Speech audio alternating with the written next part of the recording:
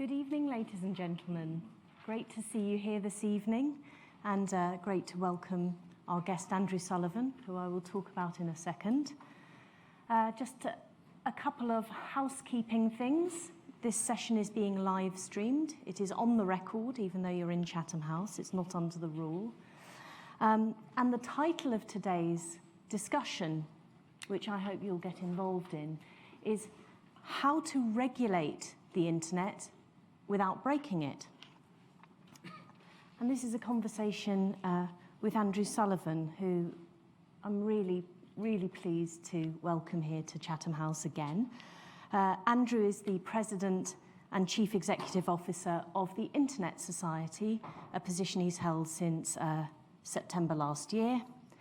But to those of you in the audience who are part of what we call the internet community, you will have been familiar with Andrew's work.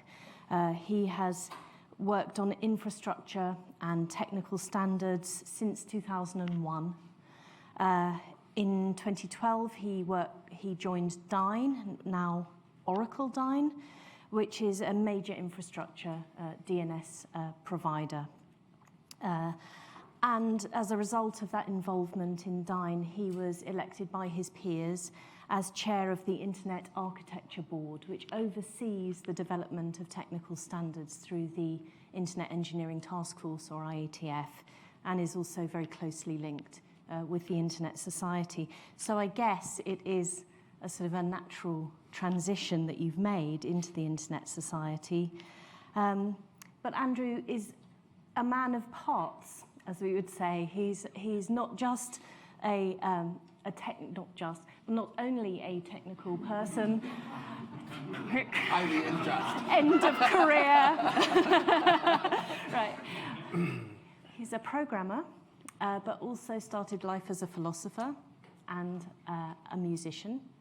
So for anybody who thinks that the arts and the sciences are two things divided by a wall, walls are very much in vogue at the moment. It's not true, is it, Andrew? So, when you were sitting in 2001 developing the .info bid, did you imagine that in nearly 20 years the internet would look as it does? That we would even be talking about how to regulate this thing? Do you think it's possible to regulate the internet? Those are two really interesting questions. So the answer to the first one is, if I had known what the internet was going to look like, I would have invested differently.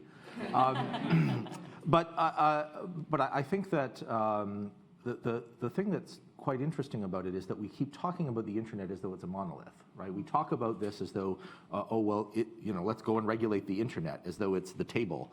And the problem with the internet is that it's a network of networks, and so in fact regulating it is almost a grammatical error, right? You make this kind of mistake where you think, oh, there's this thing there, and because it has the grammatical form of talking about the table or the car, that it's a single thing.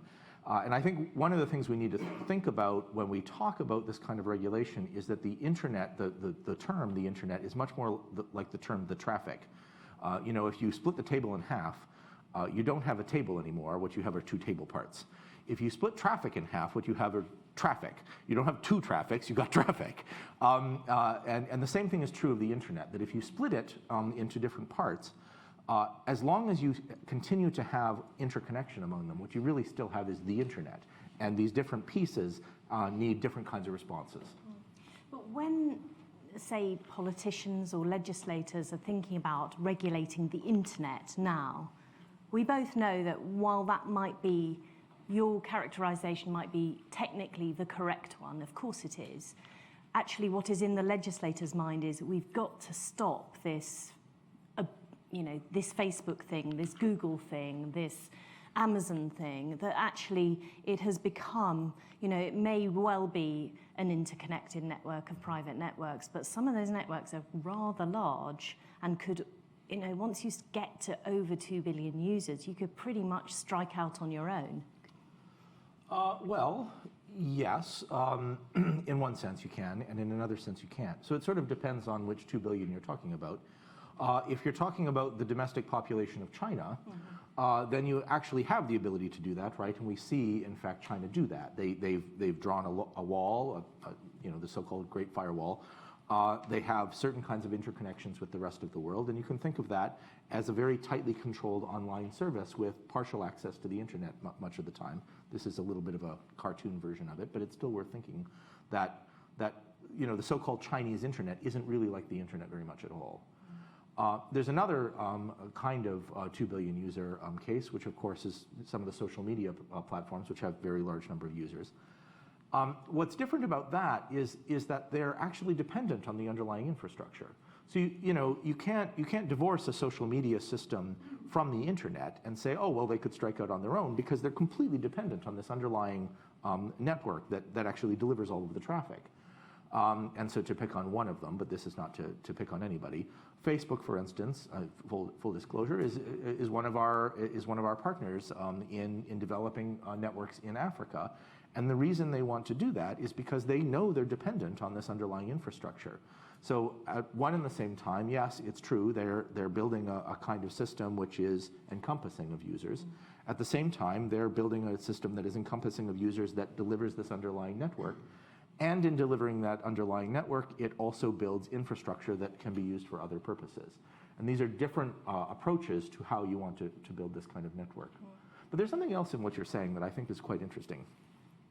So we're talking right now about how you would define the internet. So we had 3 terms in this description of today that I think are interesting. We had regulate, we had break, and we had the internet. So we've already talked a little bit about what the internet is, although I don't know if we're all the way there yet. We still have problems with what it would mean to regulate, and we still have problems with what it means to break it.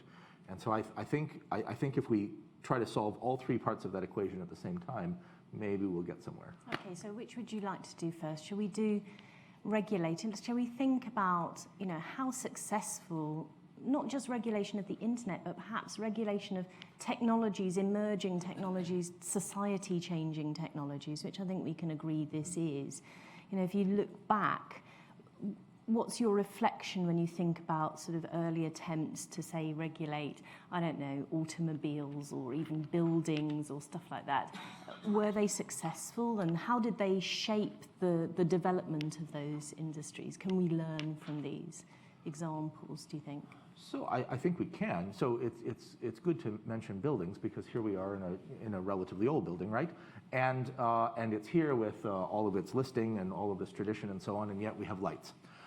So I'm pretty sure when this was built, those were not there because we hadn't figured out how to harness electricity yet, and yet somehow we managed to put it in. Why did we do that?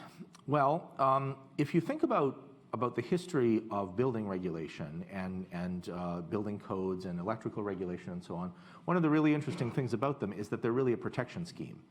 And they're a protection scheme for insurance companies. So one of the first things to recognize about this is that money was at stake, real money, right? Because the early electrical systems or the early building systems or so on, they tended to burn down. And the reason they tended to burn down was because amateurs put them together, and or people who had an interest in getting the profit as fast as possible and leaving, they would do that, and so you'd end up with these systems that tended to catch on fire. Insurance companies ended up having to pay out in those cases, and they didn't like paying out because they thought, well, I wasn't responsible for that shoddy installation, and so why should I have to pay for this thing? They made the bet, but they didn't understand what they were betting on. And so what they wanted were common rules about what the buildings were going to be like. Why were they going to be built that way? What were the protections between this building and the building next door? I live in a house in Toronto that was built actually outside of the city limits at the time it was built, so there's no firewall between me and my neighbors. I'm in a row house. And this, of course, was done, they built outside of the city limits precisely so that they didn't have to put in the firewall, because the firewall was expensive. And the firewall was there to protect the insurance companies who wouldn't insure anything outside of the city limits because there was no firewall there. So this is an ongoing sort of social debate that we have. You mentioned automobiles. There's another example of that.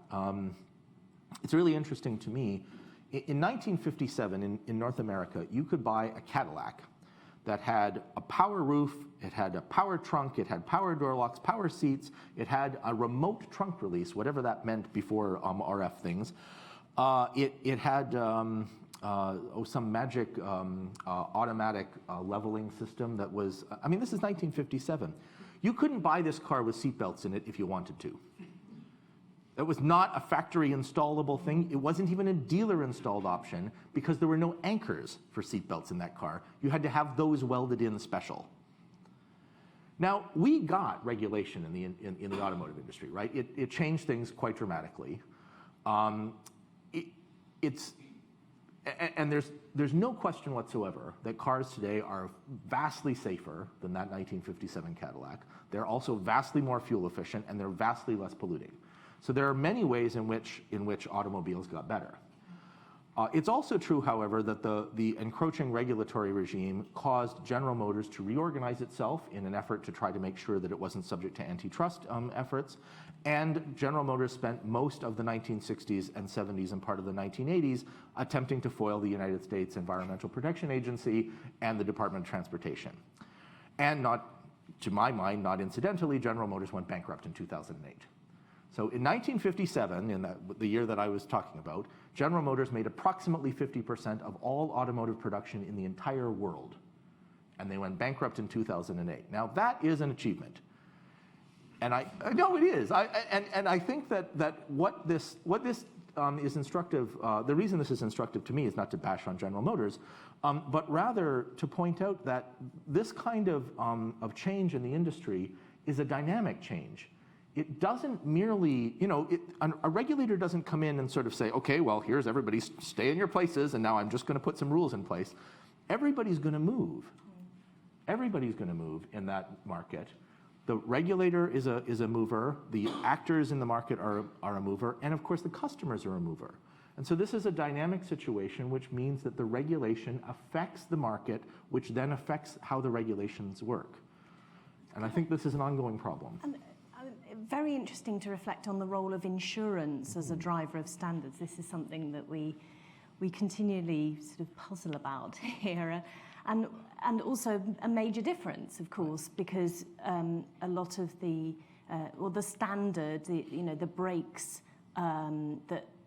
so to encourage innovation, companies that produces software or were active online were given a sort of break from liability if they conformed certain rules. And those breaks from liability are sort of under pressure, but they still exist, and they've probably shaped a lot of the environment. They've stimulated a lot of growth, no doubt.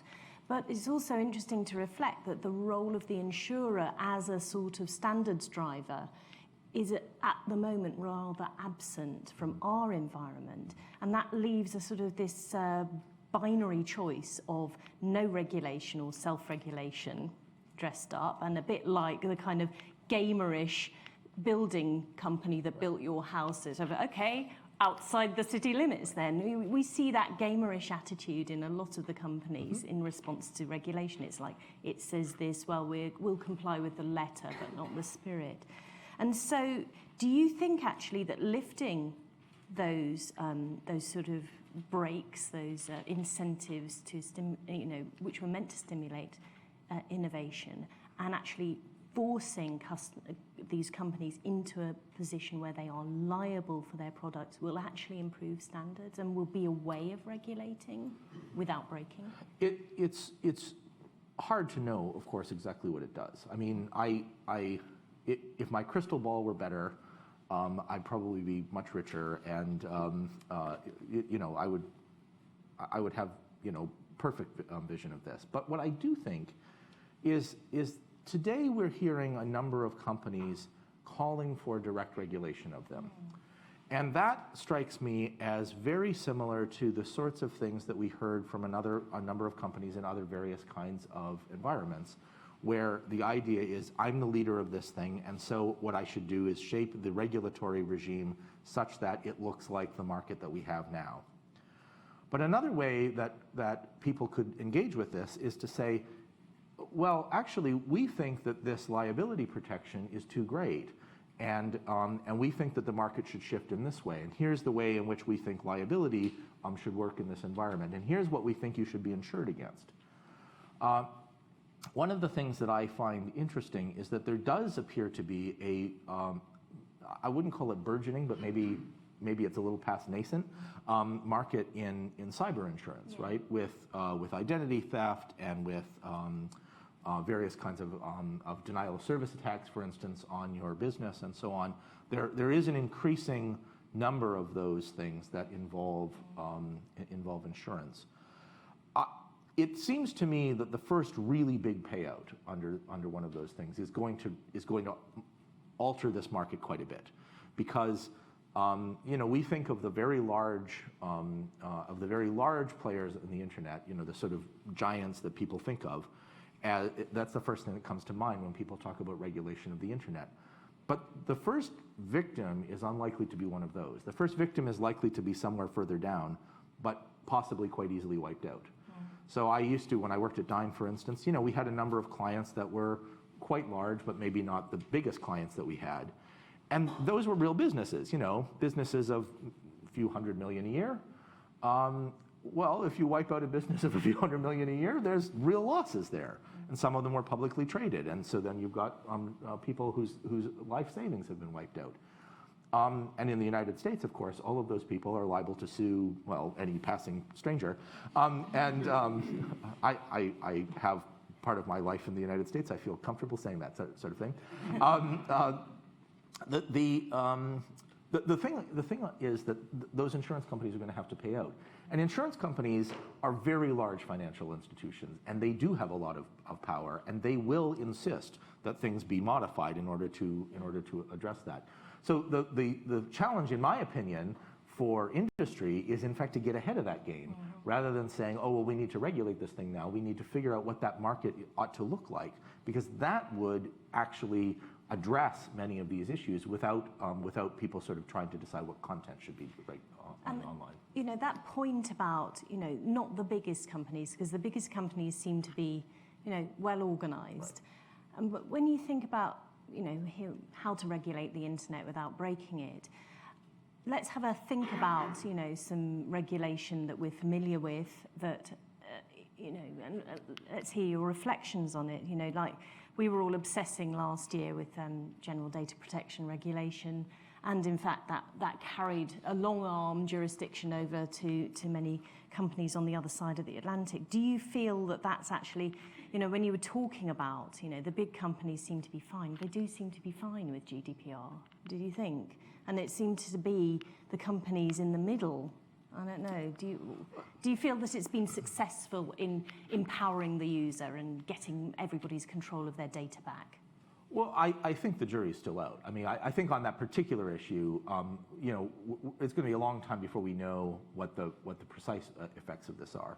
What we do know is that this has had extraterritorial effects that are sometimes quite unanticipated, right? So there are American newspapers that you cannot look at from this country right now because they don't think the liability is worth it. And by the way, it's not true, of course, that you can't look at it from this country right now. What it means is you can't look at it from this IP location right now, and your internet protocol location is not, in fact, a geographic location at all because it was designed that way. And so it's entirely possible to get around those restrictions, and then it's anybody's question as to whether somebody has actually achieved the necessary protections. So that's one of the dimensions. But there's another thing about this that I think is really quite important, and that is, it's not hard for a multi-billion-dollar corporation to comply with these regulations. The fines are admittedly quite severe, and I think that they would be significant even for a company that was very, very large. And I think that's actually an indication of something that the GDPR got right. It was intended to change the market dynamics of this, and so that's a thread that is interesting and a valuable piece of insight. Where there is a problem, though, is if you think at the very bottom of a market. So I don't know how many of you have ever been in a startup. I did a bunch of startups in my past. And you normally have about 6 weeks of money. So 6 weeks from now, you're going to run out of cash.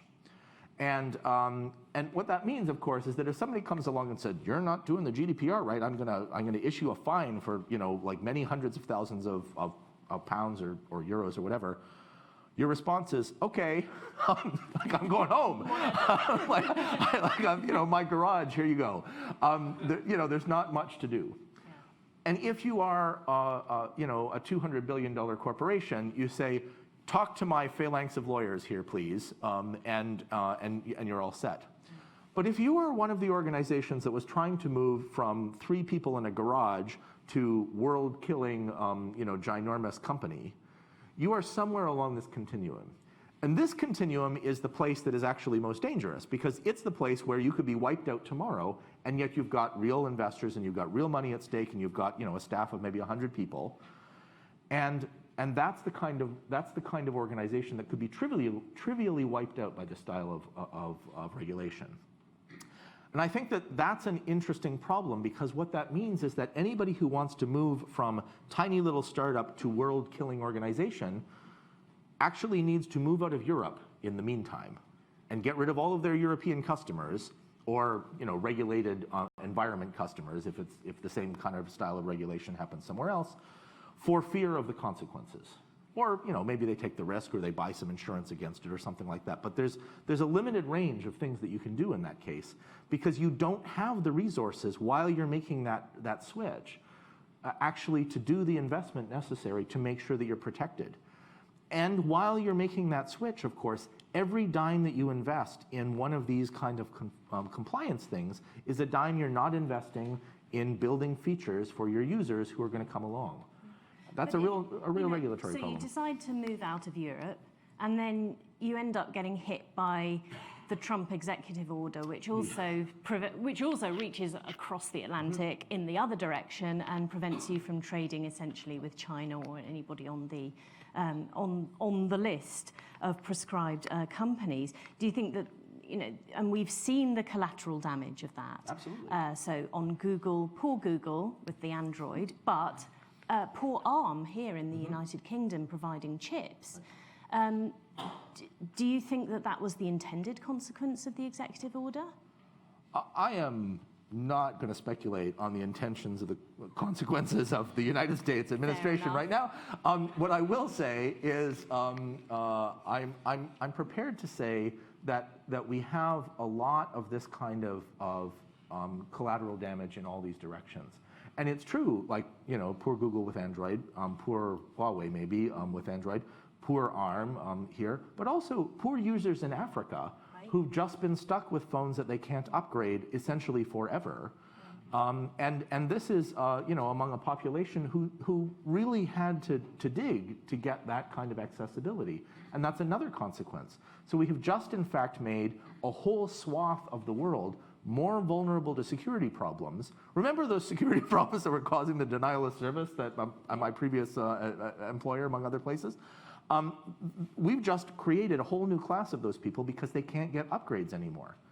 That's what that consequence is. Yeah, and actually a lot of the what we're told are the benefits, or at least the stimulation for these laws, like the executive order, that was for a national security emergency, right? And here in the United Kingdom and in other countries, the national security emergency, the real-life terror attacks,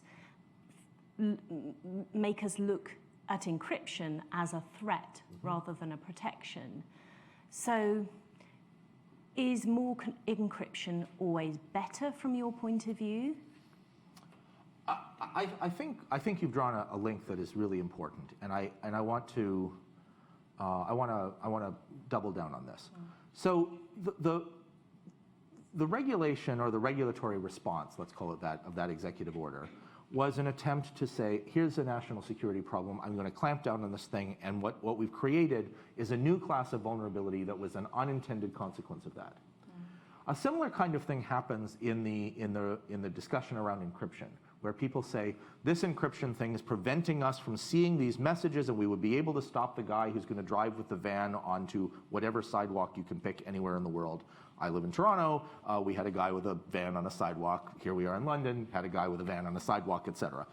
And it always involves, and we see this every time, that there is this threat from these encrypted messages, and so law enforcement says we have a legitimate interest in getting hold of that. And I understand all of that. I am not in favor of terrorism, just for the record. I don't believe that terrorism is good. But we need to understand that the consequence of weakening that kind of encryption also means that everyone's banking is at risk. That every single financial transaction that ever happens in the world is at risk if you undermine that. This is not a choice between privacy and security. It's a choice between one kind of security and another kind of security.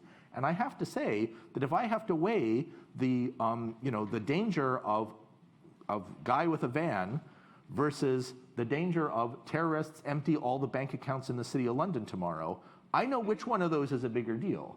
And it seems to me that there's going to be a lot of panic if you empty everybody's bank account tomorrow, and that's not an implausible scenario if you have keys that leak. But it isn't, it wouldn't be everybody's, that they wouldn't weigh that, everybody wouldn't weigh that equation in the same way. Other people might disagree. They would view the sanctity of human life as probably greater, more important than the sanctity of the banking system or the sanctity of the network. So if I change the sanctity of the banking system for the sanctity of the first responder network, does it change your, every single thing depends on reliable encryption now. Everything we do, all of the communications that we make depend on that. That's how it works. This is a fundamental building block in order to make the systems work together. And when somebody comes, this is actually true of network shutdowns more generally, that when people start shutting down networks, it always seems to me the main thing they're doing is harming themselves.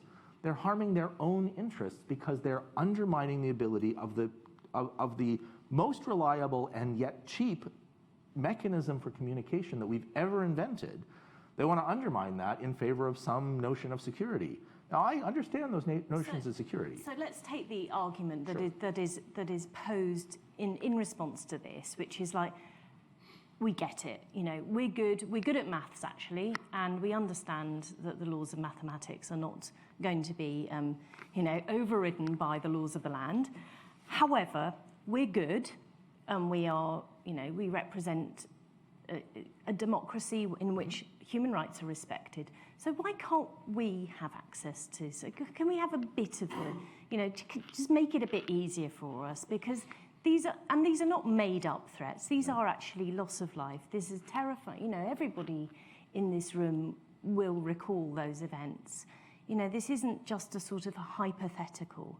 So why not just weaken encryption or present some way in for our people so that they can protect us better? So how do I know that your people are your people? Well, we all know each other. Don't we? We all know. We all know. Let's imagine that that bit's okay, and you do know.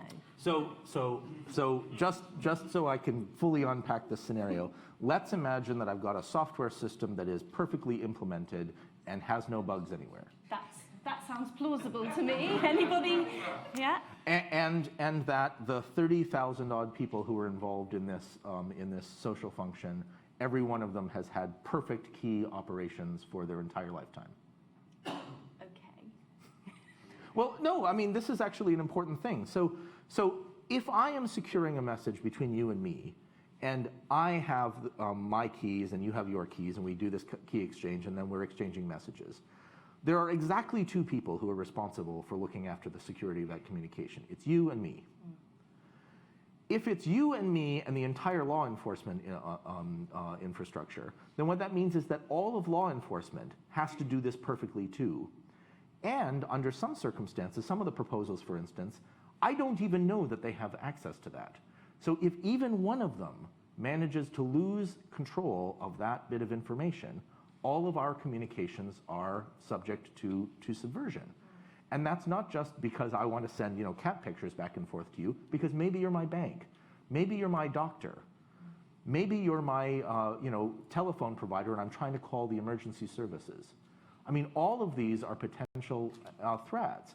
And they're threats that are legitimate threats on the part of somebody who wants to attack the infrastructure.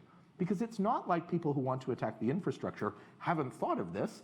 That's what the vulnerability is. That's what we were trying to protect in the first place.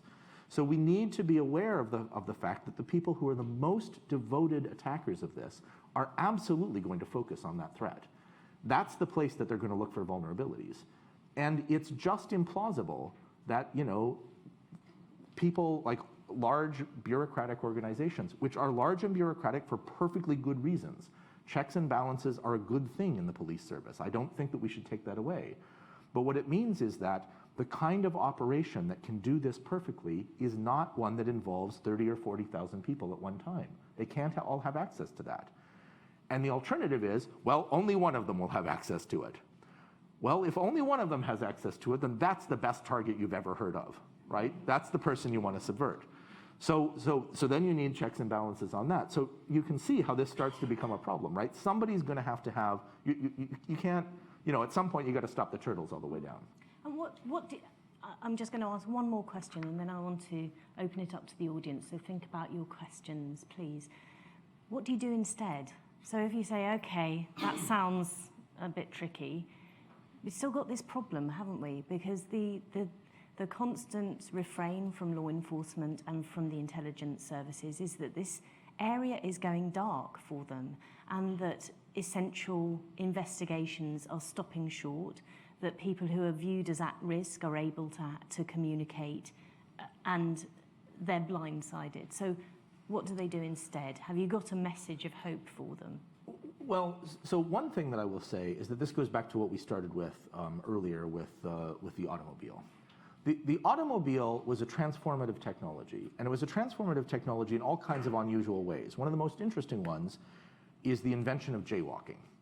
So in 1910, if you sent your children outside to play, they played in the streets. That was a normal thing to do, send your kids out to play in the streets. Now if you tell somebody, go send your kids to play in the streets, that's an insult, right? Like, that's a threat. And the difference was we invented automobiles and we brought them into cities. And there were lots and lots of efforts to prevent automobiles from coming into cities, or like you had to walk in front with a flag. That was, right, everybody's read about this with the man with the flag in front, or trying to keep automobiles at a certain speed and so on. But fundamentally, the technology altered the world that we're in.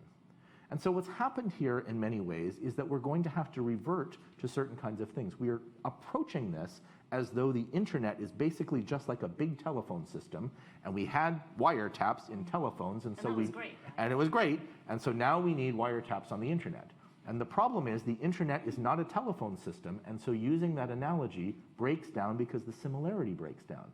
What you need are new policing techniques, some of which are old-fashioned policing techniques, right? Some of those are old-fashioned kinds of things, and quite frankly, some of the reason that people want these things is because they're under financial pressure.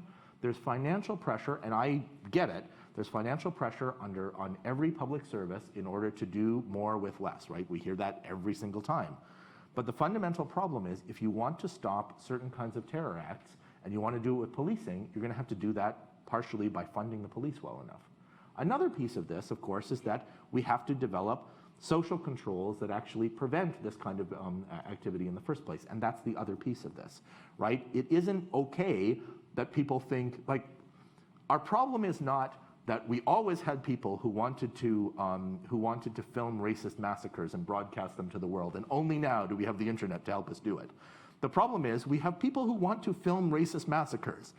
That's what the problem is in the first place, and we actually need to address that problem in order to address many of these things, and that provides a world in which we can all live. And I think that that is one of the critical pieces about this, the idea that we can do this by stamping out things that we don't like.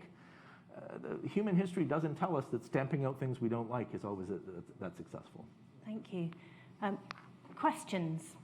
Anybody in the audience like to ask a question? Gentleman at the back. Very interesting. You mentioned at the very beginning about insurance driving the need for regulation.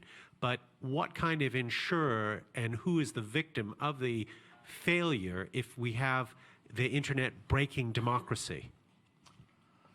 So the cases of breaking democracy are a really interesting problem. There are a couple of different problems here, and I think that we need to tease them apart.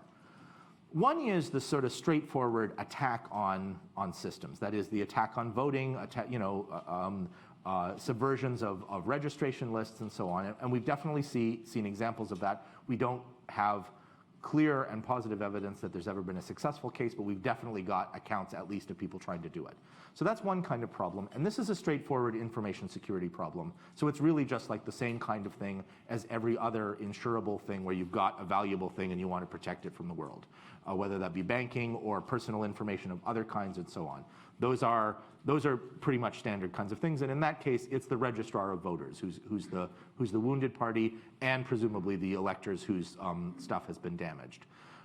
That's a little different from the from sort of social manipulation kind of stuff that happens through social media, where the advertising mechanism is being used in order to amplify certain kinds of messages fairly effectively in an effort to bias elections or to change the outcomes of elections a little bit differently by influencing voters. And that kind of problem actually has to do with the advertising and social media environment in which we're talking about. And that's not purely an internet thing. It's typically almost entirely up here in particular content envelopes. One of the things that I find interesting there is that the message there is in favor of a particular kind of outcome. And for some reason, we seem to be trying to stamp out the message that we don't want rather than trying to drown out the message that we don't want. This is, after all, an advertising platform. And if somebody can use that advertising platform to change the direction this way, why can't we use the advertising platform to change the direction the other way? And it seems to me that one of the things that we haven't been engaging with here is an effort to kind of shape those things. Maybe that's because it's not that clear that we really want the government involving itself in trying to shape the message around elections. So I recognize that this is an open topic where we really need to have a discussion about it. But it's quite different from the first discussion, which is just an attack on the voting infrastructure itself. I want to separate those kinds of things.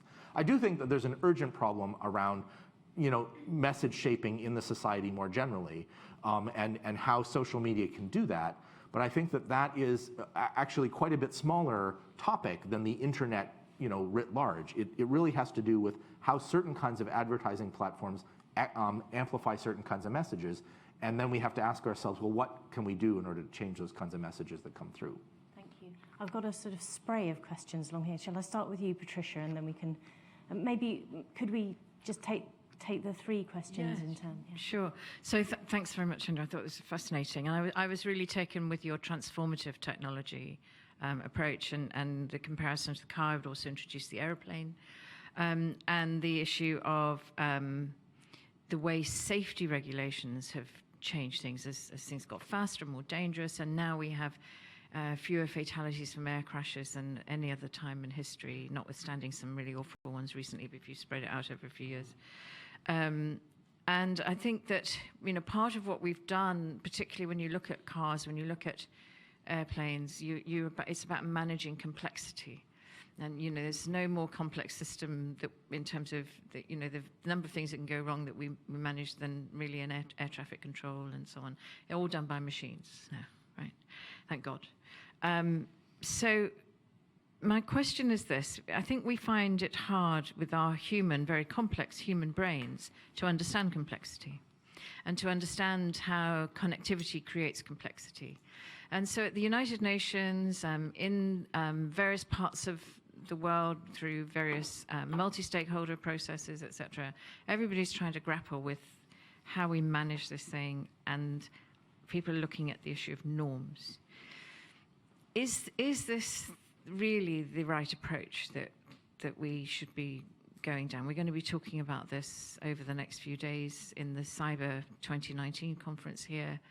There's a huge effort at the moment trying to essentially grab the soul of the internet.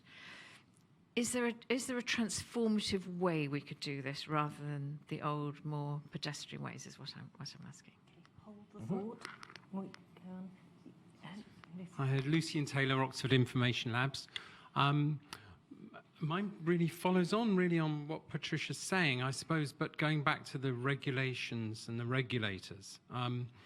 I've just been watching a fascinating debate in The Hague, moderated by Emily, this morning, really dealing with the same thing.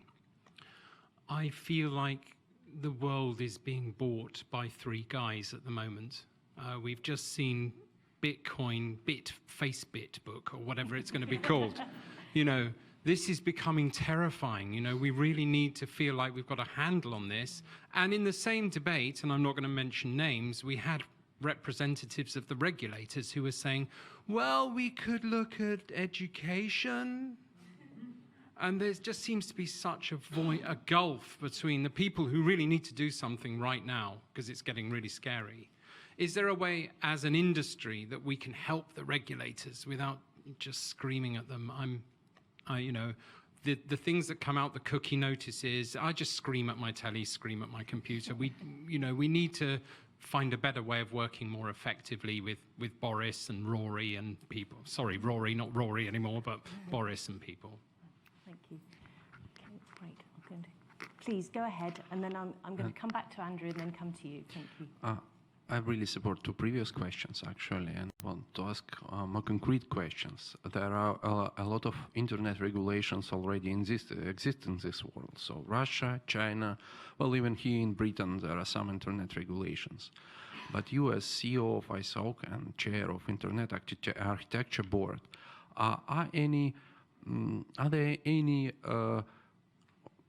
valuations of such regulations? Do ISOC and IETF as informal organizations have opinions on current regulatory documents all over the world about breaking technology, breaking social things? So, or maybe you are planning to do such things.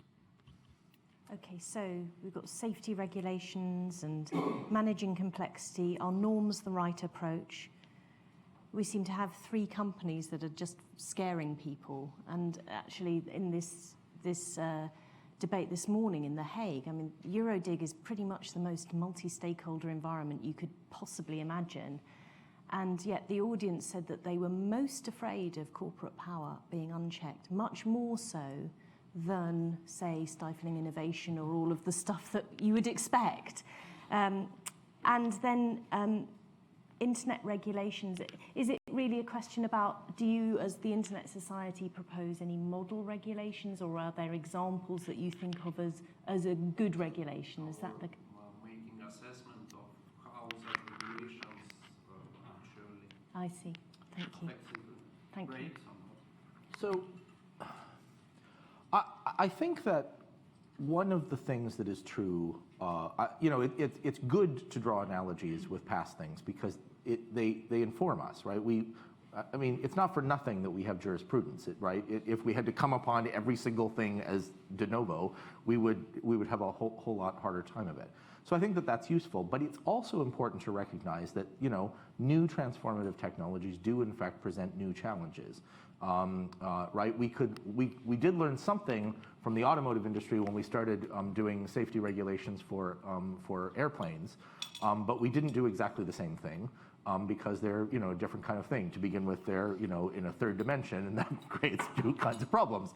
So I think that, but there's another kernel in what you were saying, which is a lot of this stuff is done by machine. And I think that there's a critical part of that we need to understand that in order to design a system that is adequately regulable, we need the norms in the sense of we need those norms in order to tell us what principles we're going to bring to this kind of thing rather than responding to each individual threat. Just to pick up on something you were mentioning about this fear that we hear of too great corporate concentration, what that really amounts to is that's the threat right now, right? We're wired almost to see immediate threats, and so that's the one that we're responding to. What we need are norms in order to tell us, no, this is how we respond to threats in general. But then there is this question of, okay, well, this is a new kind of threat. How are we going to respond to that? And some of that is going to involve machinery. Some of that is going to involve applying the correct principles. And some of that is going to involve very difficult compromises among different choices. And what that ultimately means is that when you say to the regulators, look, you need to do something about this, the problem for the regulator, I think in a lot of cases, is you need to do something, this is something, therefore you must do this. And that, of course, is a bad syllogism. And so what we need, in fact, are proposals about how these kinds of things can work. Which brings us nicely to this third question about, okay, well, what are good and bad sorts of things? And I'm going to answer that question in a way that I know is going to dissatisfy you. I am not a country. Not on purpose, right? Well, maybe. I am not a country, and I'm not a government. I'm not in a position to tell governments who are sovereign authorities what good and bad is in their political realm, because there are lots of different countries and they have lots of different views. What I can say is, here is how this network infrastructure works. And the network infrastructure depends on certain kinds of loose couplings among the different parts of it. And so what you need is a regulation that is fit for purpose. It needs to be correctly targeted at the thing you're trying to regulate. And what we keep seeing instead are regulations, to pick on China because they're always the one that everybody picks on. But what they've effectively done is they've said, okay, everybody inside this thing, they get to connect with one another because it's a tightly regulated environment, and then you've got this gateway to the rest of the world, and that gateway to the rest of the world allows you some access to those other resources. That is not what I think of as the internet. And the reason I don't think of it as the internet is because it isn't really a network of networks. It's a system that allows access to this outside thing. The plan that Russia has keeps announcing, how they're going to turn themselves off from the rest of the internet and protect themselves locally, is an attempt to actually make their network less good for local purposes. And did they manage to do that? I couldn't find any. I haven't found any evidence. Yeah. The interesting thing is that this isn't the first time that they announced that they were going to do this, and the last time it definitely failed. So one of the things that's interesting about that, though, is that if they are successful, they will actually have made the network worse. That's not the right direction for your own interests, right? I'm not here to tell you what the right outcome is for Russia or for China or for Ethiopia, who did a big shutdown recently. I'm not here to tell people that. Instead, what I'm here to say is, look, here's this technology that puts you in control, but it has these effects. It has these effects, but it allows you to build things under your own local control with your own local abilities, because it's a network of networks. That's a magically transformative technology. It provides a lot of benefit. I mean, we talk about all these threats right now because they're scary, but there is an awful lot of baby in the bathwater. There is really a lot of benefit from the internet. We get things today that you just couldn't have dreamt of when I was growing up. And those connections are valuable. My ability to talk to my parents from here, in the 1970s when I was growing up, if I wanted to call my parents who were back in Canada from here, this was like about 1 million years of pumping coins into the box, right? And now I do it by video conference, which was a magical technology at the time, and I can do it for nothing.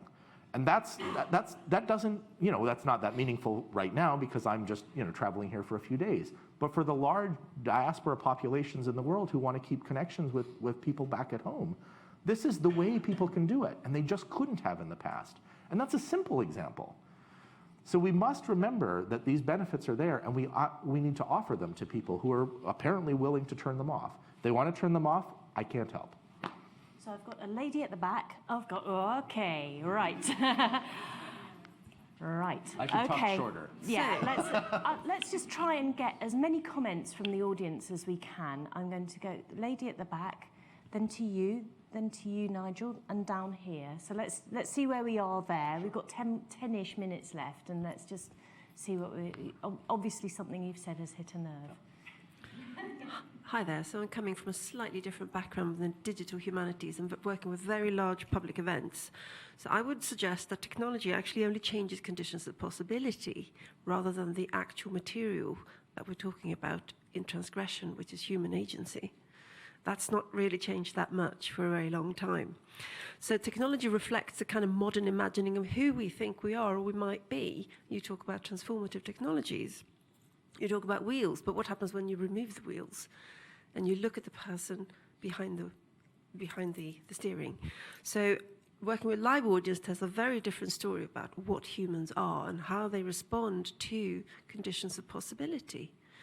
And what I sort of fear, particularly in the context of concentration of power and very few corporate entities, is if there is a space to address who we are rather than who we think we are in relation to the possibilities opened by network technology, whilst keeping the vision of democracy alive.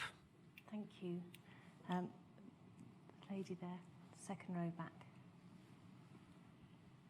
Hi, I just had a question. So assuming that you're right that a big insurance risk will change the way regulation of cyber works, absolutely we should be dealing with the root causes for security risks. How would you apply that to online harm? So things like online child sexual exploitation and abuse, particularly in the context that even if we were to dealing with the underlying issue there is incredibly challenging, but also by putting those images online, it becomes more acceptable, so that we have these issues where there are plenty of people who wouldn't dream of doing that in real life, but will do it on the internet, and that can lead to a regression to real life. Thank you. Nigel at the back, and then this chap at the front.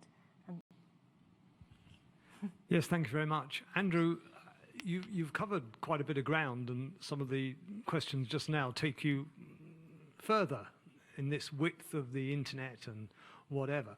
How does the internet society how do you see positioning itself with this vast array of internet issues that we now face, from the technical, to the human rights, to the social, to the law enforcement, to the human rights on the internet, child protection? I mean, how do we as organizations, and I work for ICANN, and we face similar problems, but I mean, you have a wider remit. I mean, how do we cope with these ever-increasing issues? Thank you. Thank you.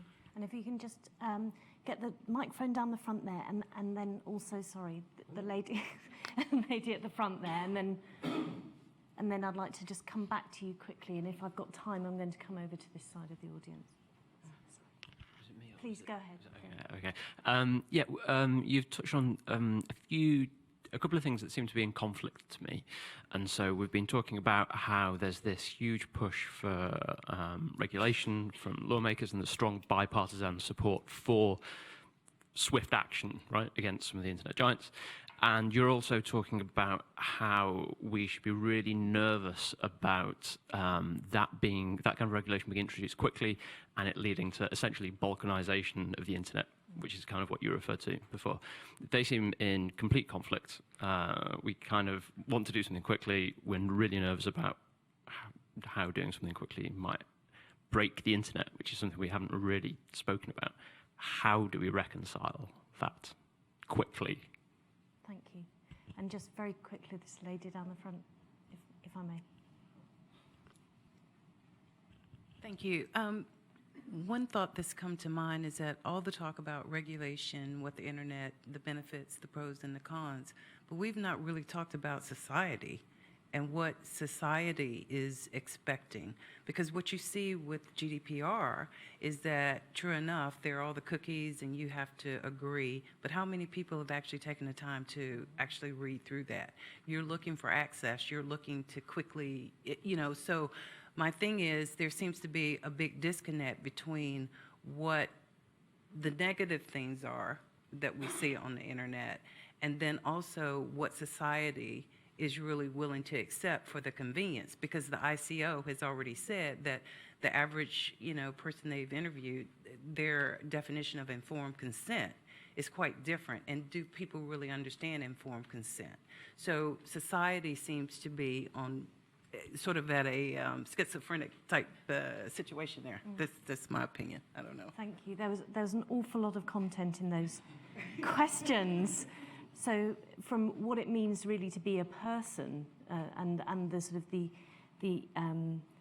what it means, that the questions about child sexual exploitation and the sort of normalization of these name your topic really.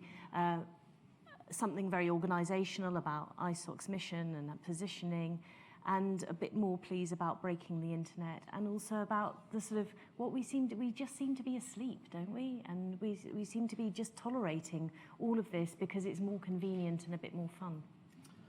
Well, there's a nice thread in all of these questions that I'm going to pick up on, and this will probably not quite answer all of them, but I'll try. One of my favorite aphorisms is by John Culkin or maybe Winston Churchill, and that is, we shape our tools, and thereafter our tools shape us. And what this tells me is something about how societies work. One of the critical things that we see about, for instance, many of the issues that people are concerned about online is that they're already illegal. They're already against the law, and they're already awful. I mean, nobody thinks that abusing children is okay. If you go and ask anybody, including people who actually have abused children, is it okay to abuse children? The answer is always no. And I think that what that tells us is that we have, in fact, before us a technology that we need to pick up on something that the first person said. We need to pay a lot of attention to what it is to be a human in relation to this technology, and we need actually to think pretty carefully about tech fixes for what are actually fairly deep social problems. So there are things we can do with the technology that have to do with, trying to, for instance, find this content and suppress it and so on online. And we have mechanisms, for instance, which involve signatures over images and signatures over video files and so on. And we know how to find those, and we need to distribute those signatures perhaps more widely and make those kinds of things more. But those are all like sort of technical detailed fixes. The real question is, what do you do about the normalization of this? And what I think is, what we do about that is we be a society. And so this comes back to Nigel's question about, well, what's the Internet Society's role here? Well, we're the place where the internet and the society come together, but the internet needs to be part of that. And I think most critically, there's a lot of stuff right now where people are talking about things as though they're internet problems, and they're not. What they are problems that are already illegal, and all that's happened is we've hooked it up to the internet, and then people say, oh, it's an internet problem. That's not an internet problem. That's a problem we already dealt with. Very large, giant corporations. We already know actually what to do about very large, giant corporations. We have mechanisms for that. There may be specific things that we do in relation to the way that the internet interacts with that. That's the specific kind of thing. And so to bring this down to this question of, okay, but what are the details of how you do this? How do you act quickly and also not act too quickly so that you break it all? Well, that's the piece of proportionality. You need to make sure that you're actually targeting this kind of effort at the specific thing you're trying to deal with, rather than sneaking through a new piece of legislation in order to change the political discourse because, oh, it's the internet now, and so everything's different. A lot of the proposals that we see are actually attempts to relitigate existing social compromises that people have come up with, because now it's the internet, and so we need new rules. And I think that what we need to do is say, well, okay, that discussion over there is one that you can continue to have. I mean, societies evolve. There's nothing wrong with that. But this particular thing is not an internet issue. This particular thing has to do with this social issue. This other thing over here, this is a particular internet thing, and now we have a tightly constrained particular technical problem that we're attempting to address. And I think that that's the effort that we need to involve people. Some of this involves a lot of education of regulators who are talking. I mean, this is precisely why we're talking about this, right? How do you regulate the internet? The answer to that is, well, you can't. What you want to ask actually is, how do you regulate this? How do you regulate that? How do you regulate this other thing? And those are the detailed kinds of things that we need to have this conversation. That's the level where we need to have it. And the last point, that was pretty heroic, dealing with a lot of very disparate questions and getting a narrative theme. But can we just come back to the sort of, we seem to care about the companies, but we don't seem to care really, because we just click and then carry on watching the cat video. So this is a really interesting point. The Internet Society worked with Consumers International recently on Internet of Things devices. We did a survey. We're not competent at talking to consumers, and so we collaborated with them because they know how to talk to consumers and we know about the internet. And this is a great kind of collaboration, just as we have this great collaboration with Chatham House. What we were trying to do in that case is to understand what people wanted to do and so on. And a vast number of people, like the majority of people in basically every market, said that they found Internet of Things devices creepy. creepy. You know, I mean, so, and there was an operationalization of that, but people seem to know what creepy meant. The thing that I found fascinating was the majority in every market, a majority of people said, but I'm going to buy one anyway. And then they went on to say, and somebody should do something about this. And I'll tell you what, if, like, it seems to me that if your car got a reputation as like randomly crashing into things every time you got into it under normal conditions, probably you'd stop buying it. But for some reason, it's the internet, and people are finding the desire here. And what I hear are two really interesting things there. One is that people feel that there's something that is really convenient about this. There's something really valuable in this sort of stuff. And so with the narrative that, oh, we need to shut this internet thing down because it's too dangerous, that's obviously not true. People want it.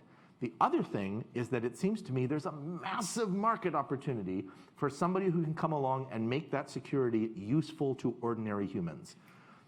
I understand something about how the internet works. I've worked on it for a long time, and I am mystified by a lot of the security technology.